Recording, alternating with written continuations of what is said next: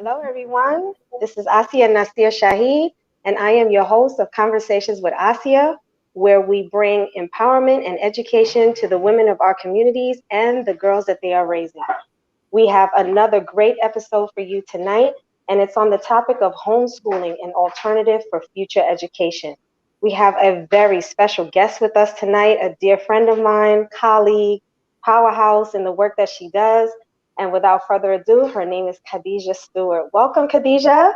Assalamu alaikum. Good evening. How are you? Walaikum salam. It's so good to have you here on the show. This has been a long time coming. We've been talking about this, about me wanting to have you on the show. And, me knowing all the work that you do, I was like, we have to get Khadijah on soon because the topic that we're talking about is so relevant with what's happening right now. And also in honoring Women's History Month, I was like, I have to get Khadijah on the show. So thank you so much for joining us and being here to just educate the community. As I mentioned, that's the whole premise of Conversations with Asiya, is bringing empowerment and education and talking about things that we rarely talk about in our communities and that we don't have a lot of knowledge about. And so we're here to bring the experts as yourself to talk about tonight's topic of homeschooling. So for the viewers that are watching, which we already have some that has tuned in with us, for the viewers that are watching, tell the viewers a little bit about your company, DIJAH's Diverse Training. Thank you, Asiya, for having me. Yes, Teachers Diverse Training Services actually came out of me being a homeschool mom. I've spent 17 years now of actually homeschooling. All of my children have been homeschooled from day one. And what I found myself doing is building curriculum, learning all of the tips and the tricks. And I said, I think that maybe this may help other people out there who want to homeschool. So here in the state of Maryland, we are a certified supervisory organization where we can supervise families in their homeschooling process. So we do that and business coaching for women and men. So we have both business and scholastics consulting and training. Wow, wonderful. So I want to hear more about this. You said that you've been homeschooling, you actually homeschooled all of your children. So that's been for the last 17 years, and you're still homeschooling. Yes, I am. So you have a lot of knowledge, which is exactly why I wanted you on the show. The reason why I wanted to talk about this at this time is because a lot of parents are kind of at a crossroads right now with the whole virtual learning because of COVID. And some of them are, contemplating actually putting their children back in school, although they're not comfortable with that because they feel that there's not an alternative. And I know when I was growing up, homeschooling was like something foreign. It was not something that, was like, okay, the weird kids get homeschooled. So I would love for you to tell, the parents that are thinking, I would love an alternative. I'm really not comfortable sending my children back to school. What is actually homeschooling and what's involved in homeschooling? It's a really good question because I want to make a very clear point that what just happened this past year within the public school system and the children being home was not homeschooling. That was distance learning. And the difference in homeschooling and distance learning is that the family actually determines how and what they're going to teach their child. So each state is different. And I do want to preface it by saying that each state has different requirements. Some states have no requirements. Some states have small requirements. Some states have more requirements. And that's kind of what we help you do. We help you figure out exactly what it is your state is saying that you have to do to homeschool, because I do believe in compliance. We can't build futures for our children in a homeschool world if we're not being compliant. So homeschooling is when the family actually chooses what they want their child's education path to look like. They definitely do. Where in the distance learning, the school districts were teaching your child and telling your child what they had to learn. So in a homeschool day, honestly, it's not more than 2 to 3 hours of active learning where the children maybe be sitting down with paper and pen. Yes, if you're effectively homeschooling, it shouldn't take you more than 3 hours a day. Where we know with the distance learning, it's almost all day. Yes. Wow. So give a glimpse of what does that look like, because you just totally shocked me. I mean, I went to school where we were there from like 8 something in the morning till like 2:30, 3 o'clock in the afternoon. Mhm. And kids are still doing that now. They're signing on like about 8 o'clock in the morning. They're, signing in Mhm. on Zoom, and they're finishing about 2:30 in their Mhm. schoolwork. And you're saying for homeschooling, it's only 3 hours a day of effective learning. How do you get history, math, reading? How do you get all of that in, science? How do you get that in 3 hours? That's the beauty of homeschooling. So let's say you're going to read Romeo and Juliet. Let's just use that as an example, right? So now you're covering reading. If you're going to assign the child to explain to you about the characters, the plot, and the climax, now we're dealing with writing composition as well.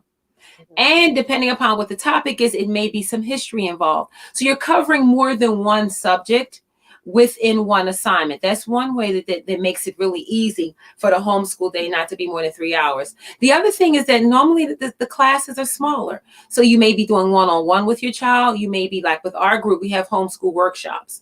So we may have as many as 5 to 7 children logged in on the screen, and they're doing lecture style. So they actually are prepared for college because the way that they're getting their lessons, It's that like they in a college setting. that's exactly what's happening. So they come on, they get their lecture, and then they have to do the assignments independently. So that's the thing that I love about homeschooling is it builds an independent learner in there. So most homeschool children are getting a lesson and then they're completing the lesson independently. So that's the other way that the time is kind of absorbed quicker for a lesson. So in a week, you can get reading, writing, comprehension, history, science, math, all of the topics, but it all may not just be in one day. You may Correct. have them throughout the week. So you're still, as you were mentioning, staying in compliance. Am Correct. I understand? Wow. Okay. As So then, well as you have the weekend, so you can teach on the weekend too. and depending upon what state you're in, it does not say you have to go from September to May. So your school year may be, I know some families travel. So sometimes, their school year is more in the summer than it is the winter. It depends. It really depends on where you reside and which state you're regulated by. Yeah, we have a viewer. His name is Brother Ismail Shahid. He said New York actually has huge requirements, he said. So New York is one of those states. So could you give a glimpse of what some of the variances or the nuances are in the different states? So like from Maryland to New York or Philly or like where I'm at in Cleveland, like what would be some of those differences that parents may have to consider? So I don't want to give specifics for each state because I haven't memorized them all. But for example, some states do require that the parent does have a teaching background and or a education level. So maybe it requires that you do have maybe an associate's degree. For some states, it does require that you teach certain subjects and certain topics within those subjects. Some states don't have any requirements. Some states require that you teach this many hours per month, per year, per week. Each state does have different requirements, and it's very easy to find because if you just Google your state, what are the homeschool requirements for Missouri? And it will take you right to the Department of Education's page. Normally, it's regulated by the Department of Education for that state. Wow. Okay. So let me ask you, what made you decide to start homeschooling, especially 17 years ago? That was like nobody was really homeschooling, so what made you decide to homeschool and then homeschool all of your children? Well, I was a late bloomer as a mother. I didn't have any children until 30. But as you know, Asiya, I have 8 children. Right. So we made a move. I was actually in corporate America working in insurance industry. And my youngest, I think, was like 2 and my oldest was 4. And I don't know what it was. It was something about my schedule as an entrepreneur that I realized, well, wait a minute, if I'm homeschooling, then that means I get to set the time when they get up, when they go to bed. And it just became a part of my lifestyle. So that's what I tell people. Homeschooling is not just the way you're educating your child. It becomes a lifestyle. So we may not get started with lessons until 10 o'clock in the morning, but we may not finish up until 6, 7 o'clock in the evening as well. It depends on the day and what's going on with our family. Right. So what's going on in our family? Wow. So Brother Ismail said 8. Allah bless her. Yes. And you definitely don't look like you have 8 children, Well, I don't know about that. No, you don't. So I wanted to ask you, there have been some myths about homeschooling and they've had negative, connotations attached to homeschooling. What are some of the myths that people hear, and what's the actual truth about some of those myths? One myth is that somebody's going to come into your house and tell you Mm, what you can and can't do. That's not going to happen. There may be requirements where you have to present a portfolio. That will happen. Another myth is that if your child is special needs, they can't homeschool because they're going to lose their services. And we're actually doing a program on that next month. That is not true. Services can be actually covered by your health coverage. So if you're not happy, really? a lot of people don't realize that, yes, health coverage can cover therapy, speech, occupational, even mental services. So it depends. It depends. That's why I always ask families, just go ahead and we do a free consultation for the first 30 minutes where we help you decide exactly whether or not this is something you really want to evaluate. We have parents that are working 9-to-5 jobs. People think that because I have a 9-to-5 job, I can't homeschool. That's not true. You can also do that because remember, you set the time schedule for your homeschool program. So meaning your children can be maybe going to school in the evening when you finish work. Then that's when school starts for them. And then, like you said, sometimes it may be a 3-hour day, it may be a 4-hour day, but correct. It gives you can choose the time of when you get, as long as you're staying within compliance with the school. Correct. Wow. Correct. Wow. And that becomes the key now. The key to homeschooling is organization. I can't stress that enough. You have to have a plan and you have to be organized. Now, can someone get help? Can someone get help with organizing? Like, okay, I've never done this before. I don't know what I'm doing really. This is my first time, but I know I don't want my child to go back in the classroom. And I actually find that the distance learning, my child is suffering, which I've heard many parents are saying is that they feel that their children are suffering with the distance learning. So I do want to do this, but this is the first time I'm doing it. What would a day look like for someone as far as organizing, as you mentioned? What would that look like? So once again, distance learning and homeschooling are two different things. So distance learning, your child's teacher or school district is going to tell you when they're supposed to log in, what they're supposed to log in and do, and then what they're supposed to do afterwards. Homeschooling, you set that time frame. So I love Sunday nights, right, to prepare for the week. So Sunday nights, you want to find out what is Monday, Tuesday, Wednesday, and Thursday going to look like. Friday is always a little, lay back, relax, not go as hard week. These are just suggestions. Right. And then you look at each subject. So it may be 8 subjects that you're going to try to get through the week. And you may want to say, okay, we're going to spend a half an hour on English, depending upon the child's age. If the child is 5, 6, 7, 8 years old, a half an hour for each subject is more than enough. Because remember, you're going to actively teach them and then send them to do independent assignments on their own. Right. The goal with homeschooling is definitely for your child to become an independent learner. So my daughter, by the time she was 10 or 11, she was having maybe a day, 40 minutes of active lesson. The rest of the day, she was doing independent study on her own. Wow. So now, it didn't take up a lot of my time. Now, I've seen and I've talked to some parents who have homeschool, and sometimes what they do for like history lessons or something, they'll actually take trips with their children, and their vacation will include the homeschooling, and the school actually approves that that trip or that vacation is part of the history or whatever. Is that true? Most definitely. So as long as the topics that are supposed to be taught under each subject are taught, how you teach them is up to you. That's the beauty of homeschooling. You get to decide that. So there's YouTube, there's National Geographics. Especially with COVID, a lot of the museums have pivoted so that now you can actually go through to an exhibit right here through the camera. So you're never even leaving your home and your child is still getting that experience. For science and social studies, I definitely recommend field trips. And some of these other platforms, definitely, because you don't want it to be monotonous. That's the one thing homeschooling should be. And it should be fun, really be fun. Get into the assignment with your child.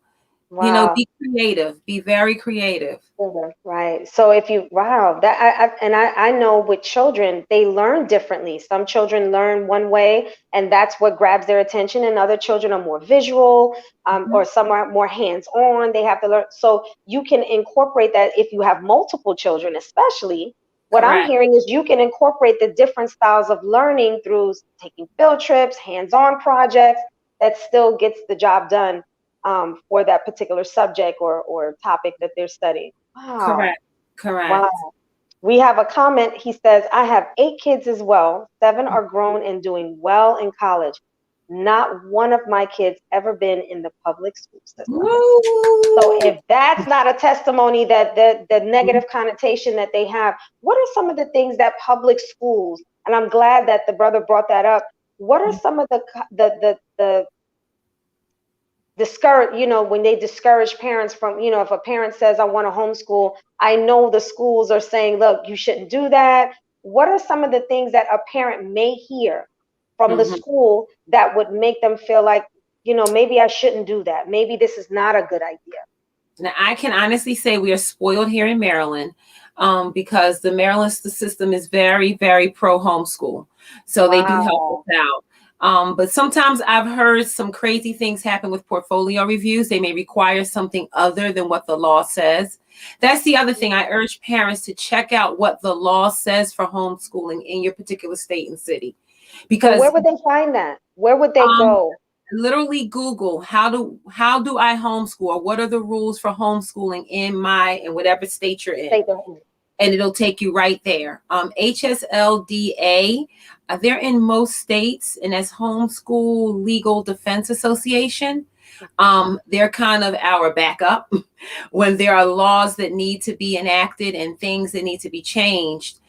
They work very closely with a lot of the organizations within each state. Reading Wow. documents, yeah. So yeah, Yeah. there are, you will, there depends, each state is different. I Mhm. don't harp on the negatives. I try not to think too much about what the negatives are, because all of the families that have come to us for assistance, we've given them a direction. They've all known, okay, this is exactly what I want to do. Right. Wow. Now, I have another question for you, Khadijah. I Mhm. had a special needs child growing up. My son, he had a form of autism. And I know, and I just recently did a talk show. One of our episodes last month was on IEP and special needs, in this whole, new world of, or this new norm of virtual learning. How can you still, help your child to thrive? So, Mhm. with someone who has a special needs child that is considering homeschooling, what would you say to a parent that might feel that that's going to be too challenging? Always evaluate your home and your family and what's going on. If your family is already taxed and stretched, and you really don't think it's something you can add to it, don't try to. But if it's a situation where you think that you can communicate with your child better, if you think it's a situation where your child's not comfortable in the school environment, if you think there's a situation where your child's therapies are not actively meeting up with what you need your child to do, homeschooling may be something you want to consider. There's other options. There's always other options when it comes to homeschooling for special needs children. A lot of people think, oh, I can't do this.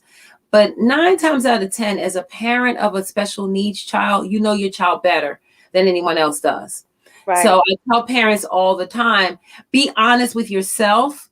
Don't take on something that no, you cannot handle, but Hmm. evaluate it. If it means that your job allows you to work from home, and this keeps you from taking your child to an environment where they tend to act up, and at night they're coming home because they're being bullied, or they feel like they Right. don't fit in, then this may be an option that you want to think Right. about.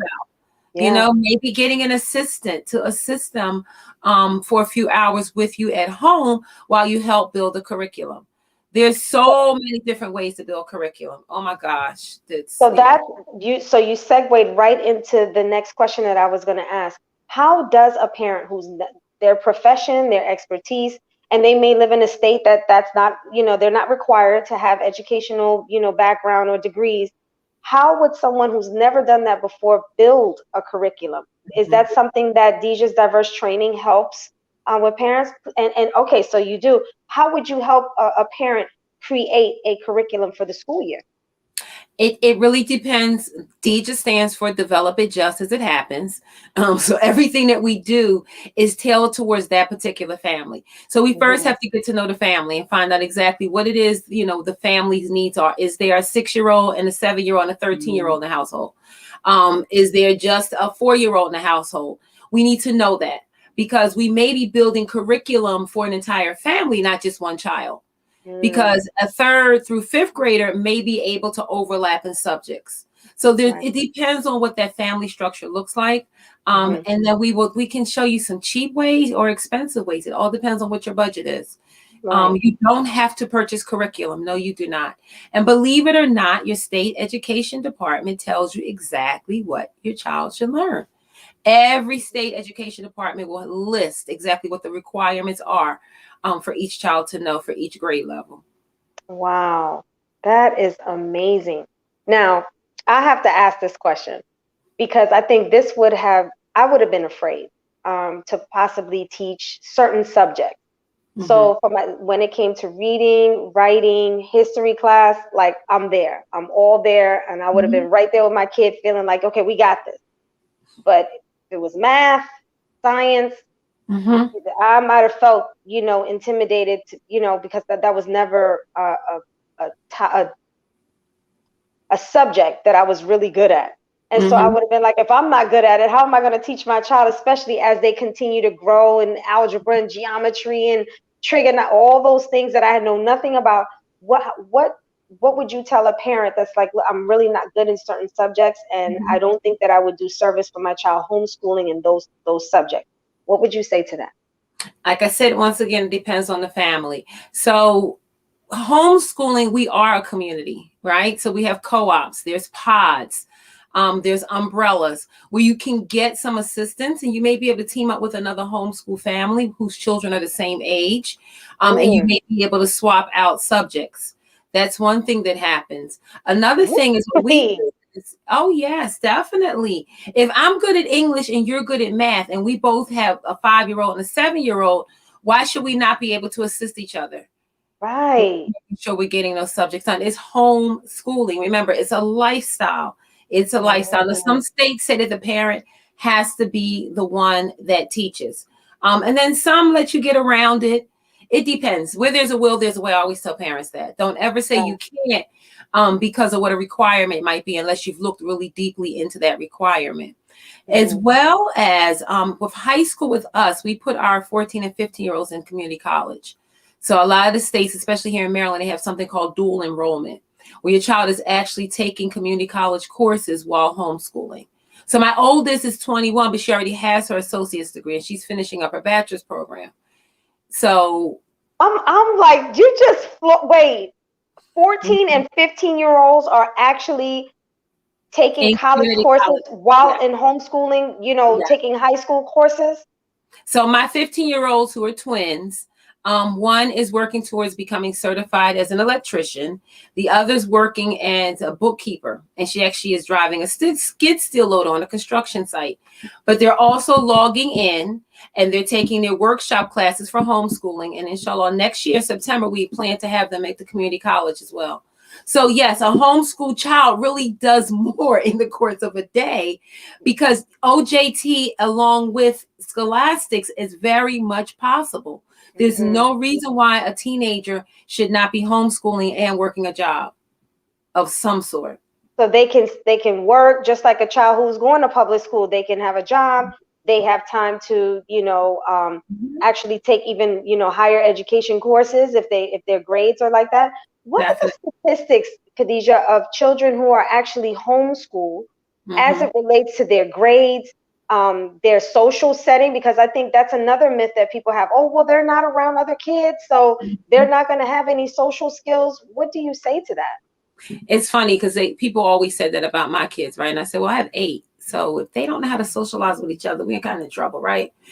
Um, but most homeschool children have their siblings that they're around, as well as Mm-hmm. most homeschool children are much more well socialized. Before COVID, these children were the children who were actually at the museums at 10, 11 o'clock in the morning. They're at the libraries at 11, 12 o'clock in the afternoon. They're at other locations. So they're actually socializing with real live people and In throughout real time. yes. So no, they're not sitting in a classroom only focused in with people, peers of their own age. Their peers become everyone that's in their environment. So yeah, that is a myth that they're not socialized. And then I don't have exact numbers, but it's a known fact. It's been proven. Any child that's homeschooled, the grades are just so much higher, much higher. They all have very good GPAs most times. Very few homeschoolers don't go on to some sort of higher education.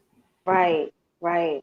Oh, I wish I would have known this when my children were going to school. I think I would have definitely looked into it because I had a village too, which a lot of us have grandparents. Right.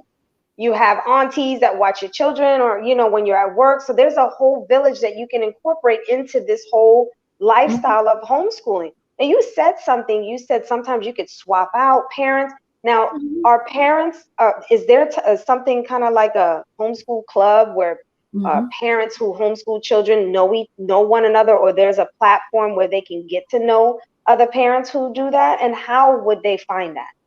So with COVID, everything's virtual now, right? Where before you would probably go to your local library, your co-op groups. If you just Google co-op group in such and such county, such and such state, such and such city, I guarantee you're going to find someone that's close to you, that's homeschooling.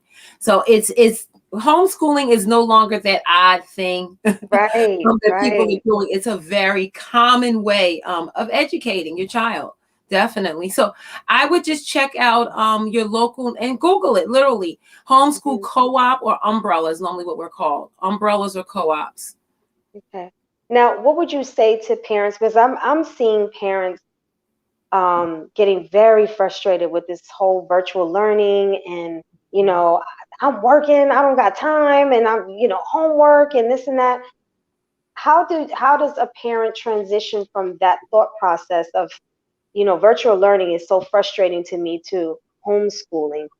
If you could just share the difference that obviously from that frustration level that you have parents on high right now.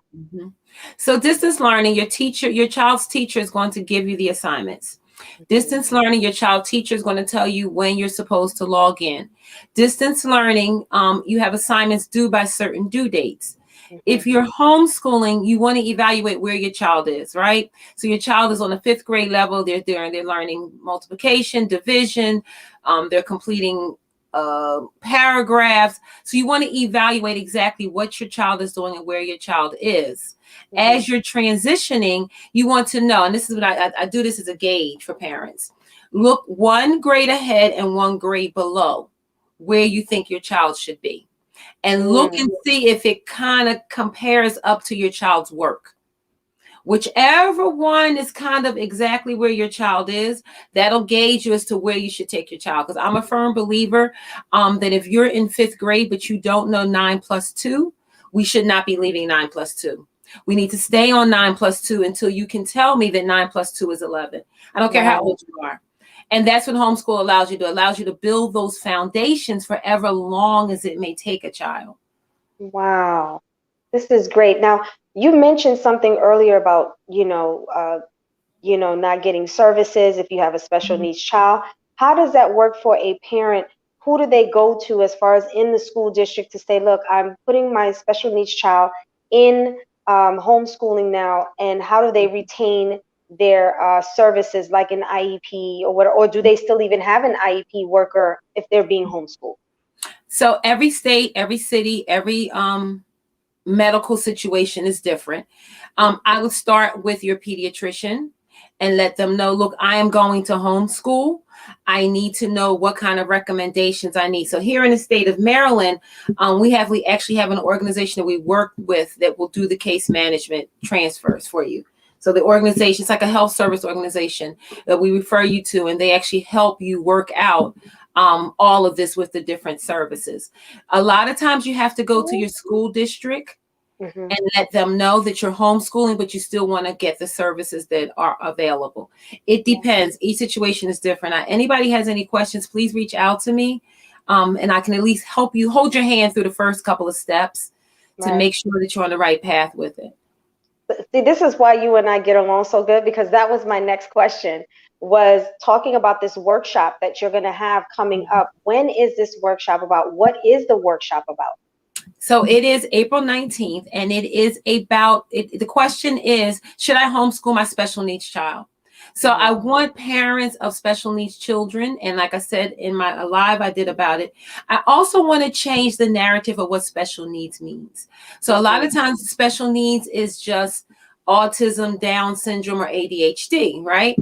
We're trying to change the narrative such that special needs becomes any child who needs a special way to learn. There may be a child that's been traumatized and they emotionally cannot sit still for 5 minutes because the trauma that they've been through is causing anxiety, right? But this is a child that needs a special way of learning. So we're trying to open up that conversation amongst teachers, other professionals, and special needs parents, as well as we want to answer the questions. You know, if I have a special needs child, if I want, like you just asking me, how do I get started homeschooling, right? So we would then ask them, where are you located and why do you want to homeschool? You know, let's get into some questions and actually helping them out so that no longer becomes a taboo. And then all the myths. So we have some panelists. I'm doing this in cooperation with Jane Broby, a retired teacher, and she has a master's in education, and she's a mom of an autism son at 19. Wow. So she's been through it. And that's where this came out of. She's realized that the services her son was getting in school weren't good enough. And now she's at a point where he needs a GED and she's got to figure out what the next steps are. Wow. Wow. That's amazing. And so just once again for the viewers, when is that workshop and where is it going to be? It's April 19th at 6:00. We're going to do it on Zoom. So if you email me, info@dijahstraining.org, I'll send you a link to register. It's free. It's no charge. Definitely. Okay, so can you say that link one more time, just for those that or their email, I mean, for those that are interested in signing up for the workshop? And it's info, info at DIJAHS, DIJAS training.org. And it will definitely send you all the information you need to register. We want everybody a part of the conversation that wants to be a part of the conversation. Now, what if someone doesn't have a special needs child, but they want to know, like, you know, should I put my child in homeschooling? Would you recommend that they register for the workshop as well? Yes, because you're going to find out things about homeschooling, not just special needs. But yes, definitely. And you can always, once again, same email, you know, I'm interested in homeschooling. Is there any way I can talk to you? And we'll schedule a 30-minute session where we can evaluate your situation. You may not have even evaluated your situation because you may be able to homeschool and you don't realize it. So is that what you do? You assess the client in those 30 minutes to see, you know, how many children, what's the hours that they work and things like that, if there's a special needs child. And then what you do at that point is then you make recommendations of what they can do as it relates to homeschool. Correct. If in fact they would need, you know, help with curriculum, we would direct them to that. You know, we would help them with that. If in fact they just need someone to give them a schedule. I've had families literally just say, can you do a schedule for us? You know, what subjects should we be teaching at what time? You know, that kind of thing. Or if they need curriculum suggestions, we give them that as well. That's what I was just going to ask you. Khadijah, you in my head. I was just going to ask you, if someone is already homeschooling, they know they want to continue homeschooling, but they would like to, you know, have a consultation with you to discuss maybe curriculum development. Maybe they feel like I can do better. Is that something that you also can help them with, even though they're not looking to get into homeschooling? They're already in it. They're doing it. Is that something that you can help them with? We definitely can do that without a doubt. Anything dealing with scholastics, we got you. We just specialize in homeschool. So if it's something that you're considering, but you're not sure, it's something you truly want to do, but you don't know how to start. If curriculum is something, oh my gosh, I can't homeschool because I don't know nothing about curriculums. That's what we're there for. We're there to show you exactly, to make it easy, because homeschooling is I did it with 8 children. Come on. And in a business. and running a business. That's why I'm just, amazed. So it is doable. And I think that's the biggest thing, or the biggest myth that, or negative connotation that comes with that, is that homeschooling is something that you just have to focus on, and that's it. You can't have any other life but homeschooling. And I think the biggest takeaway that I took from this conversation is that in a day you can teach for 3 hours, and then the next day you can teach, maybe, or you could teach in the evening or teach on the weekends, take trips. So there's various forms of learning, and you kind of just incorporate that into your schedule. Definitely. Your And lifestyle becomes homeschooling. Yes. Right. And I think that's amazing, because what I find is that children, they don't have a long attention span anyway. So because my stepchildren, I love them to death. But after a few hours, they're zoned out, zoomed out, whatever else you want to call it. They're out, they're tired. They're tired. So I think that's great that it allows them to do that. Can you do some in the morning and some classes in the evening? Oh, without a doubt. So our schedule was always, my children were spoiled. They had big breakfast in the morning, right? So they would get up and do their little snack thing. Then I would fix breakfast. And then we started around 10:30. And then we would go, because my children were competitive swimmers, which meant that we had to be at practice by 5:30. So we were finished from 10:30 to 3 was really the lesson time that we're getting. And it wasn't constant. It wasn't continual lessons. Right. So, and then it's fun things you can do. So I always teach multiplication with Legos, right? You have your 5 and your 6-year-olds, so you're trying to teach multiplication tables to pull out the Legos, make it fun, make it easy. Fractions, bake a cake. It's time for fractions now. So this is what I'm saying. Oh, wow. Yes. Because you're using the measuring cup, right? It's so bad that my kids and YouTube, I have to be very careful, because there were things being baked in my kitchen that I did not necessarily know about. But that's an independent learner, where there's nothing my children feel they cannot do. Right. They feel like they can read it, they can figure it out, and then go ahead and do it. So that's the downfall of homeschool kids, is that there's nothing they can't do. So is that something that you also consult, Khadijah, when a parent is like, look, I have a great curriculum, but I need to spice it up a little bit. Like, I need some creativity in that. Do you help with that as well, and saying, look, you have a great curriculum here, but there's some creative ways that you can do that? So you do consultation on that as well? We definitely do that, as well as I had a one client one time. She had a daughter that had Down syndrome, and she just was not getting her to cooperate. So we helped with the disciplinary issues as well. So we gave her some techniques and some steps to take, incorporating snack time. Ooh, I'm sorry, I'm a big snack strategist. You use what you can. That's right. So we helped her with that, and trying to get her special needs child to start focusing more. So yes, the whole point is to make sure that your homeschool fits your home. That's the whole point. And we do assist you to make sure that you're doing that, and it's not something difficult. We don't want it to be a struggle. Right.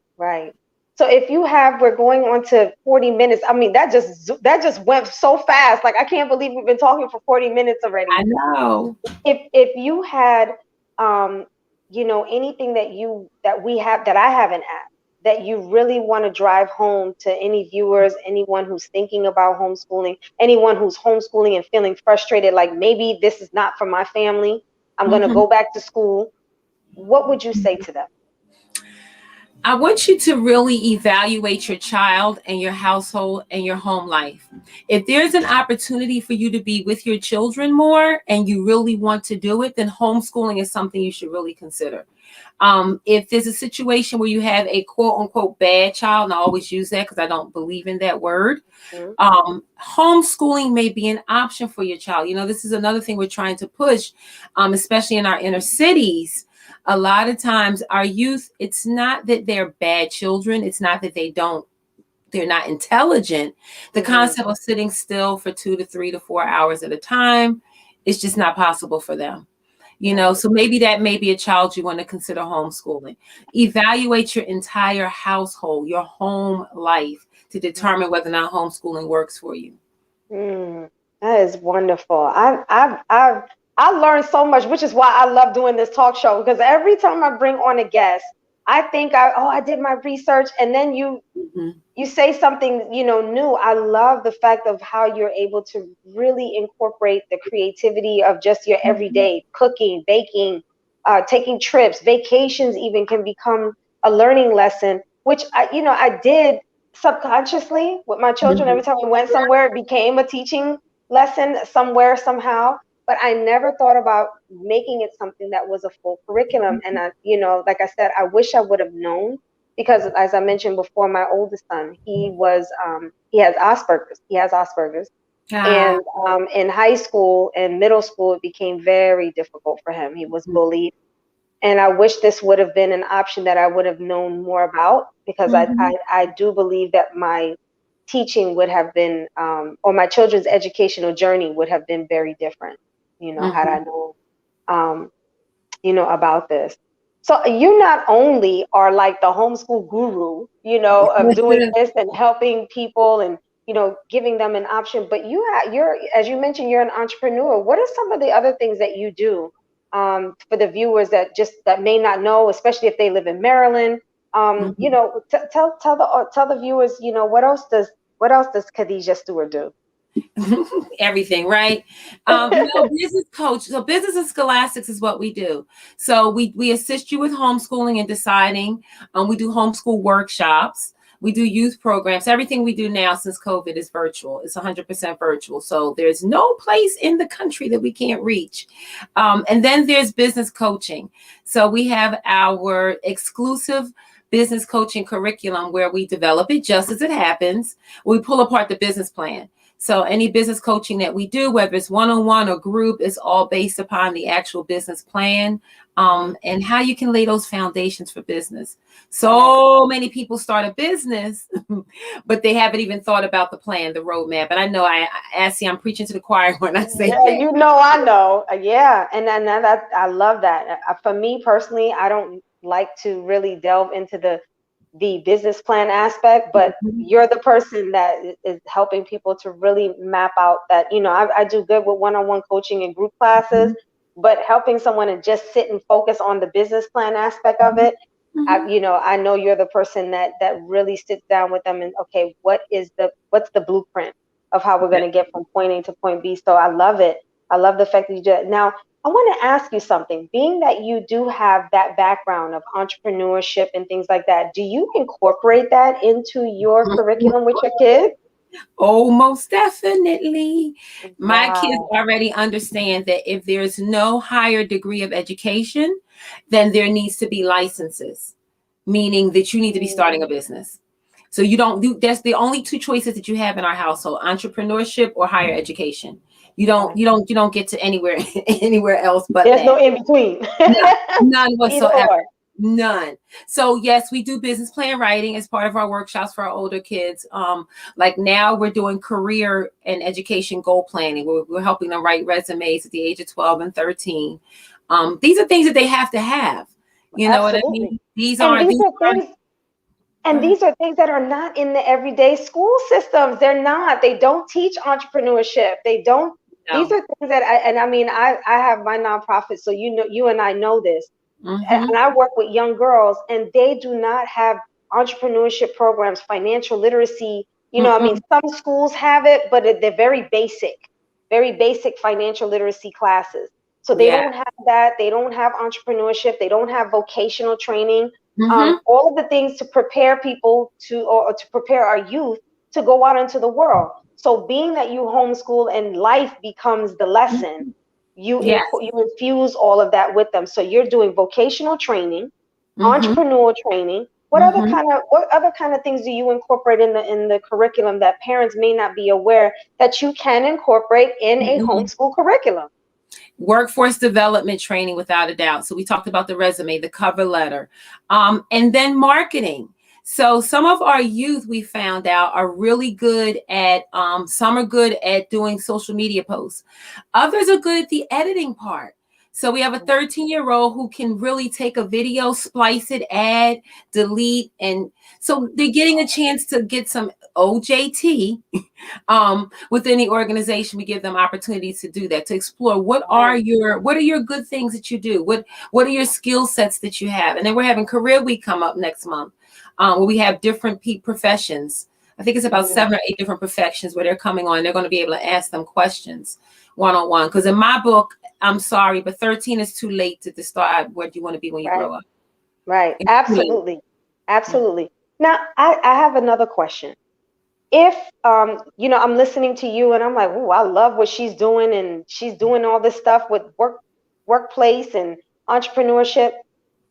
Do you have anyone or any parents that say, I would like my child to be under your curriculum, and since you're teaching, you can just continue to do that? I mean, is that something that's open in homeschooling? Well, it depends on your state, once again. So here in the state of Maryland, it says the parent must teach. So we can assist the parent in teaching. So our students log on for 2 hours minimum a day, right here on the platform, and we give them workshops. And then we upload into a shared platform with the parents, so the parents can see what we've actually taught, and then they plug and play where they need to plug and play into the curriculum. So we're assisting the parents and making it easier. And this is how our parents that work 9 to 5 are able to do this, because especially the older kids, they can log on and they get all of this, and the kids think they're getting away with something, but they're not. Because if they don't do the work, the parents get to see it. Right. On our shared platform. Wow. Now, how does that work with graduating, SATs, promotion to the next grade? How does that work? Because, when you're in a classroom, the teacher gives you your SAT test. When you're going to be promoted, it's based off of your grades that they've tested you on. How does that transition now to homeschooling, and how do they evaluate a child to say they're ready for the next grade or to graduate? We actually do transcripts. So we can do a transcript for you, depending upon what your child has learned. So that's the other thing, that you have to document what you're teaching your child. We didn't get to talk about that too much, portfolios. And I do teach that, and I show parents how they can build a portfolio where you're actually keeping a copy of what your child is doing every day. And I suggest you do it in a 3-ring binder. Then that way you can always reference back to it, and you can kind of check off, okay, this many credits for this many subjects. Most states will allow the parents to do that, to actually document how many hours that they spent and what subjects. So we do give a transcript here for community college. My daughter actually, who's working on her bachelor, she never took a SAT at all. So what she did was she had her associate's degree, and she was able to just transfer straight into the 4-year program. Now, how old was your daughter when she obtained her associate? I think she was 16, either 16 or 17. Yeah. Amazing. Taking her time because she wants to go straight through. So we're like, okay, let's keep the GPA up. That's the other thing. We help students with evaluating what classes should I take this semester, because I need to keep my GPA at a certain level. All of those things that they don't tell you when you get ready to go to college. We're there to assist our scholars. We help our scholars. We hold their hand through the process. Wow, that is amazing. I'm learning so much, and I'm even more amazed at the work that you do now, Khadijah. I mean, I knew what you were doing, but now I know even more, like the details of what that is, and it's just absolutely amazing. Now, is DIJAH diverse training, is that for profit or nonprofit? It is a nonprofit 501c3. Thanks to Utopian Enterprises. Give a plug. Yes, you can help us form our 501c3. And we are a nonprofit organization. So we are nonprofit, and we are looking for grants continually, always. We're always looking for funding so that we can assist. So our goal ultimately is to be able to take a family, a mother or a father who wants to start a business and homeschool, and be able to assist them in that journey financially. Because homeschooling can actually be a cheaper journey for education. But we all know as entrepreneurs, that's not always a cheap journey to start. Right. Now, if someone wanted to make a donation, hearing the work that you're doing, and they're like, wow, I would love to support, or I would like to, refer, you to a funder, or maybe someone who would like to sponsor a child or family, where's your website? Where can they find you? Okay, we're DIJAHtraining.org. So that's D is in David, IJAH training, well, DIJAHS, DIJAHS training.org. And that is our website. You're more than welcome to email, contact us there. Telephone number 410-800-4665. You're more than welcome to leave us a message if no one answers. And then info@DIJAHstraining.org. You can always email us. That's wonderful. And Instagram. Yes, so that's what I wanted to just, tell the viewers that are listening, this is a great cause. Education is changing. I mean, if I know change is hard for a lot of people, and we were just talking about that before we went live, is that change is very difficult for some people, but it's inevitable. If there's anything constant, it's change. And COVID just kind of set the tone that there are options that have always been there, but we just never explored it. And now we're kind of being forced to look at other options because distance learning is not for everybody. And so, children are struggling, parents are struggling, and there are alternatives, and homeschooling is one, even with a parent with special needs. So I think in listening in the last almost hour, all of the great things that DIJAH's Diverse Training is doing as it relates to homeschooling, if the viewers are listening and you want to support such an organization, please, give your website again, so that way they can make a donation and support, or spread the word to others that, hey, this is a viable option for a family who's considering going back to the classroom and not feeling comfortable about that. Where's that website again?